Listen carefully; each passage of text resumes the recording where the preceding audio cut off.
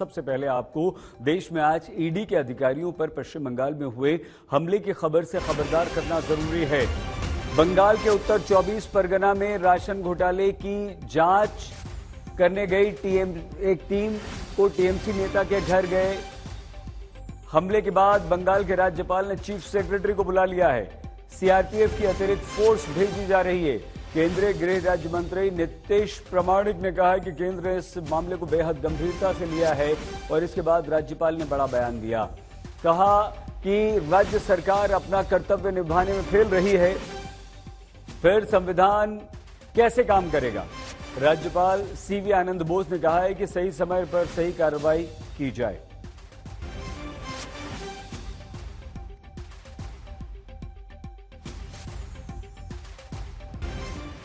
The ghastly incident reported from Sandeshkhadi in North 24 Parganas district is alarming, is deplorable, to say the least.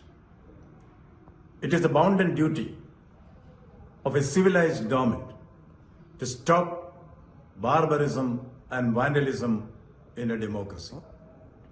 If government fails in its basic duty, then the Constitution of India will definitely take its course.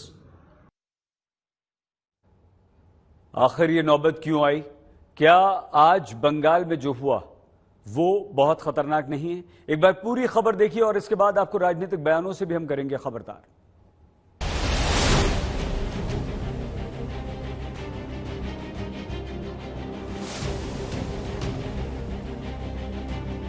हमले का शिकार हुई car.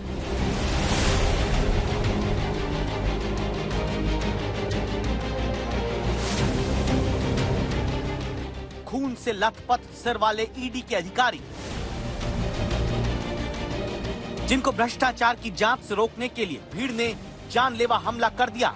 वो भीड़ जो दावा है कि पश्चिम बंगाल में ममता बनर्जी की पार्टी के ही नेता की तरफ से उकसावे पर आई और देश में करप्शन के खिलाफ खबरदार करने वाली ईडी की टीम के अफसरों पर हमला हो जाता है।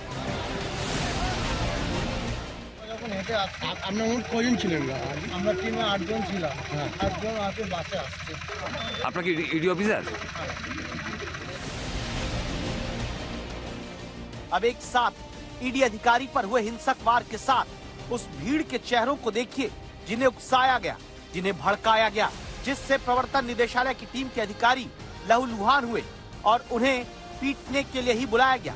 इसी के बाद सियासत तेज हो गई। पूरी संविधान के ऊपर अटैक है। देश खाली में जो हिंसा की घटना हो रही थी उसको समर्थन नहीं करती है तृणमूल कांग्रेस। आज तो जख्म हुए, अगले तारीख खून भी हो सकते हैं। में तो 10 करोड़ जनता है, उसका भी फ्यूचर ऐसे ही है जो हम लोग आज देखा है नॉर्थ 24 परगना में। रोहिंग्या मुस्लिम जो है उनको घुस के बंगाल की पूरी लॉ एंड ऑर्डर को क्या कर चुके हैं। जिस प्रवर्तन निदेशालय के पास असीमित शक्ति होने और विपक्ष के नेताओं को निशाना बनाने का आरोप लगाकर राजनीति होती आई, आखिर उसके ही अधिकारी पर पश्चिम बंगाल में इतना बड़ा हमला क्यों हुआ कि 7 टाके सिर में लगाने पड़े? इसलिए ध्यान से देखिए पूरी खबर। मामला पश्चिम बंगाल में हुए राशन घोटाले से जुड़ा है। आरोप है कि पश्चिम बंगाल में 700 करोड़ से ज्यादा का राशन घोटाला हुआ, जिसके चलते खाद्य मंत्री रहे ज्योतिप्रिय मलिक को पहले ही ईडी ने गिरफ्तार किया था। अब शुक्रवार को उत्तर 24 परगना में टीएमसी नेता शाहजहां शेख के घर ईडी की टीम छापा मारने पहुंचती है। खबर है शाहजहां शेख ने खुद को घर में दरवाजों के भीतर बंद कर लिया। आरोप है कि टीएमसी नेता शेख के उकसाने पर 300 लोगों की भीड़ आ गई। टीएमसी नेता की तरफ से उकसाई भीड़ ने ईडी के अफसरों पर हमला कर दिया।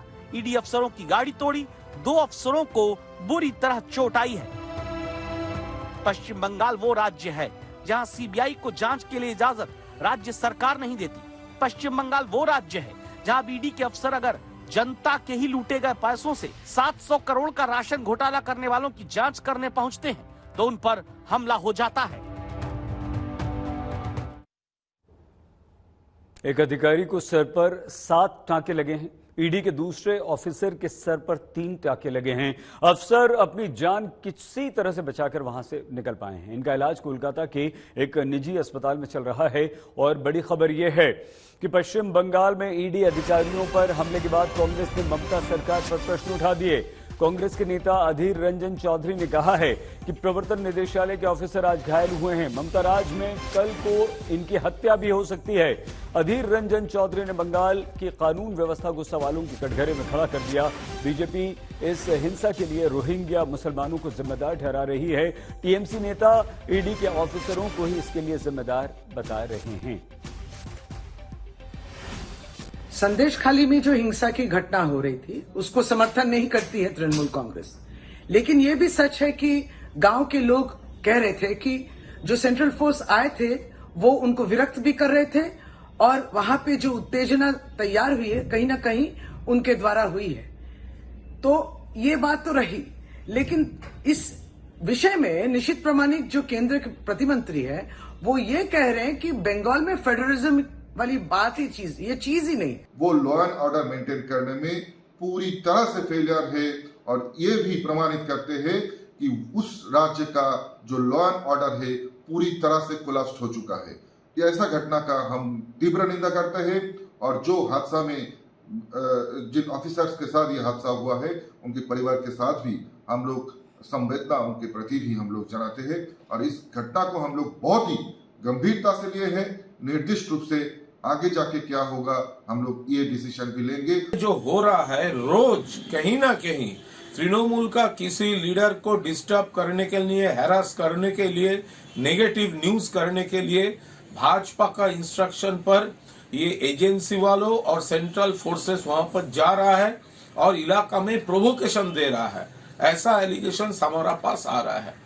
संदेश खाली में भी वही हुआ। देखिए, इन सब के अगेंस्ट में कंप्लेन है और करप्शन के चार्जेस है, तो स्वाभाविक है इनके ऊपर तो ईडी का कार्रवाई होगा, क्वाइट ऑब्वियस है। लेकिन जिस तरीके से आज संदेश खाली में शाहजहान शेख के वहाँ पे जिस तरीके से ईडी के अफसर के ऊपर प्रेस के ऊपर जो हमला हुआ है वो दिखाता है कि बंगाल में रोहिंग्या मुस्लिम जो है उनको घुस के बंगाल की पूरी लॉ एंड ऑर्डर को क्या कर चुके हैं।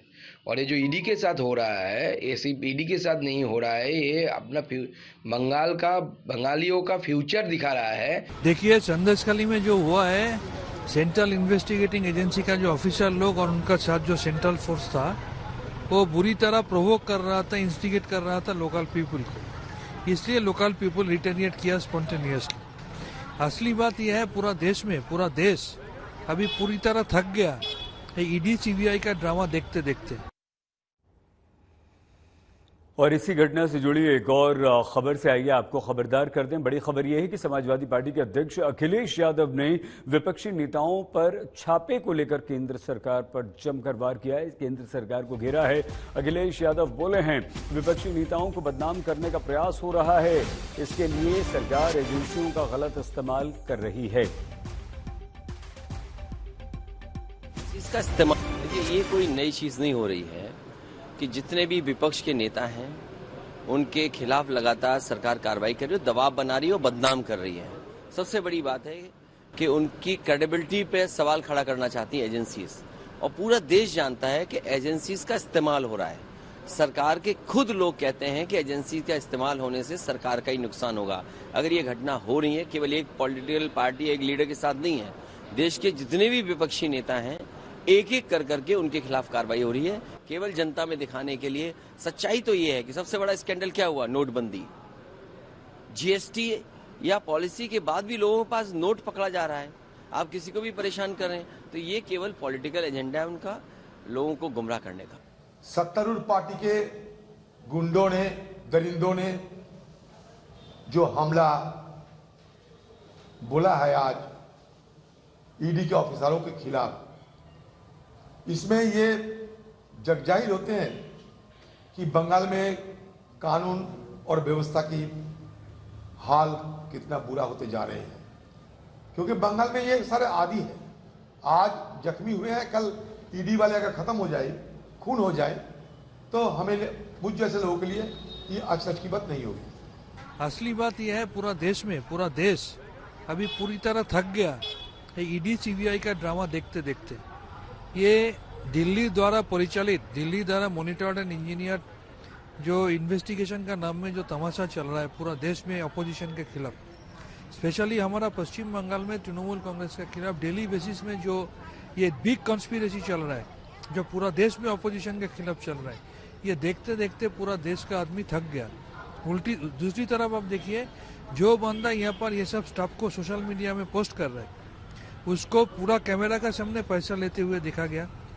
उसका पूरा फैमिली मेंबर्स के खिलाफ करप्शन का आरोप है, लेकिन उनका कोई टच नहीं करता है, उनके खिलाफ कोई कार्रवाई नहीं करता है लीडर ऑफ अपोजिशन शुभेंदु अधिकारी, क्योंकि वो बीजेपी से बिलोंग करते हैं।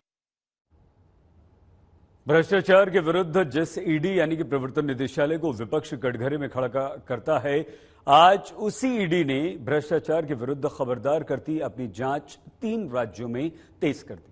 पश्चिम बंगाल के बारे में हमने आपको बता ही दिया है, जहां राशन घोटाले की जांच के लिए टीएमसी नेता शाहजहां शेख के घर पहुंचने पर ईडी के अफसरों पर गंभीर हमला किया गया। दूसरा बड़ा छापा हरियाणा में इस समय चल रहा है। आईएनएलडी के नेता के घर खनन घोटाले में छापा पड़ा, जबकि महाराष्ट्र के बारामती यानी कि शरद पवार के गढ़ में उनके पोते रोहित पवार के ठिकानों पर सहकारी बैंक घोटाले में प्रवर्तन निदेशालय ने छापा मारा है।